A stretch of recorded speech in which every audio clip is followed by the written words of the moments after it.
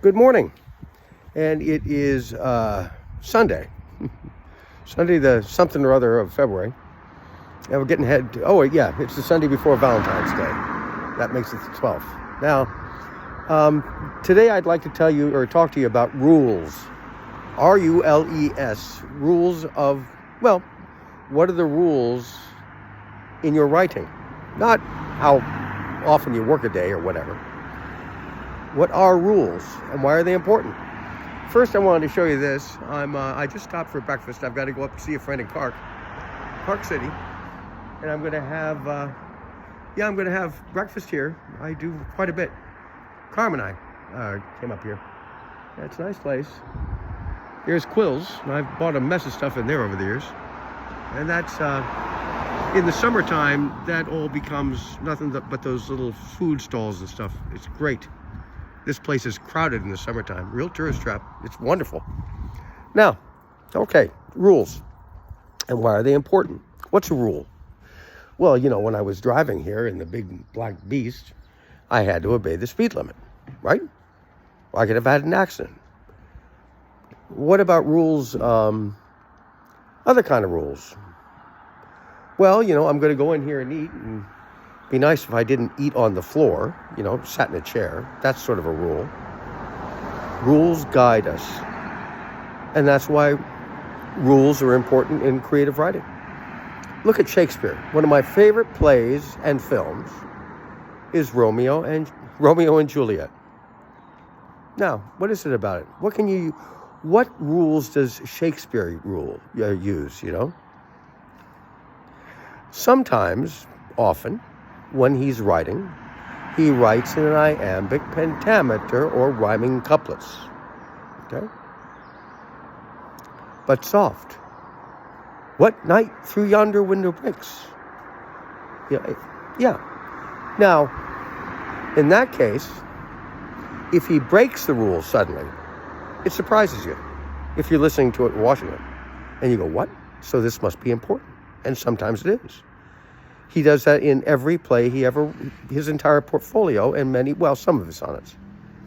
I haven't read all of the portfolio, almost all of it. So why is it important in our creative writing? Why are rules important? I mean, well, let's go back to Romeo and Juliet again real quick. Okay, Mercutio,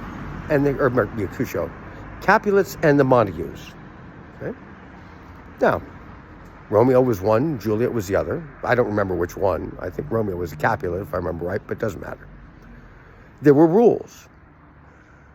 Romeo knew that if he was seen by the other family, by Juliet's family, Tybalt would have killed him, dead. That's a rule. And Shakespeare applied that rule all the way through that play, from almost the first minute. Remember when, Romeo was at that party at a wedding, if I remember right. He saw that big, tall woman, right? He says, oh my God, do I want her? She was of the other house, if I remember right. Same with Juliet. Okay, so. And if he hadn't done that, if he'd broken the rule, that would have been the end of the play. He would have been dead. Tybalt would have killed him. Tybalt or his gang. So how do you apply that, and why is it important in your writing? Best example I can use is Dolphin Song. Again, I'm not going to give anything away in case you want to read it, but, you know, I had a real problem. I couldn't, and I've told you before that the father is dead, and Jason, the 6-year-old son at this point, had seen the father die, and he couldn't talk due to traumatic mutism. Okay? That's why I wouldn't talk. It was the trauma of seeing his father die, and what happened next.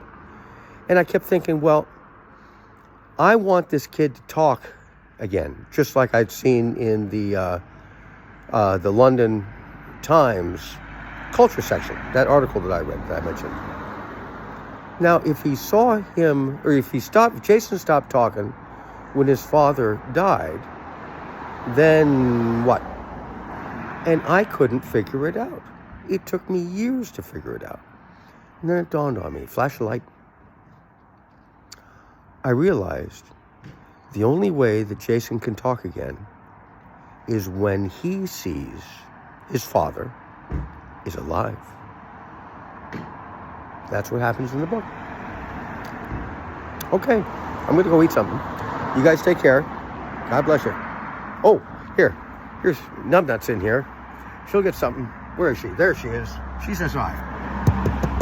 Yeah, see? Now, there she is. She's looking around. Now, she's looking at you. Oh, there she is. She's looking at you. Okay. Talk to you later. God bless. Bye-bye.